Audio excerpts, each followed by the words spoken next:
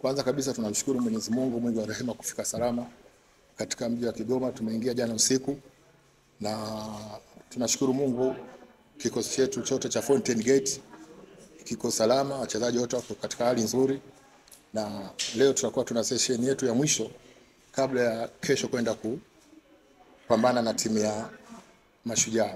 Sisi tunafahamu kwamba ligi inachezwa vizuri, lakini kila timu inatumia vizuri kwenye uwanja wake wa nyumbani. Lakini sisi tunafahamu na tunajua jinsi gani ya kukabiliana na timu yenye advantage ya kutumia uwanja wake wa nyumbani. Kwa hiyo mikakati yetu yote tumeshaitengeneza na tunaenda kuimalizia katika session yetu ya mwisho ya jioni kuhakikisha kwamba tunaweza kufanikiwa kupata pointi zote tatu, sio moja.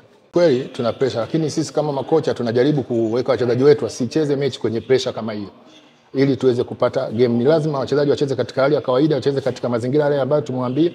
Sisi tunatafuta point, tukipata point tatu ni jambo la hili, na malengo yetu ni hayo, kupata point zote tatu. Kama tutakosa basi hii game labda iende kwenye suluhu, lakini hatufikirii kwamba tunaweza tukapoteza mchezo wa kesho kwa jinsi ambavyo tulivyoweka mikakati yetu kwa wachezaji wetu, na wachezaji wetu wako well kabisa kwa ajili ya dakika 90 ya kesho. Kweli tumeingia katikati ya msimu, lakini nafikiri tumeyumba kidogo. Kuna wakati fulani tunayumba, lakini tutakwenda vizuri kwa sababu tunajaribu kurekebisha kila ambacho tunaona kinakuja kinatusumbua.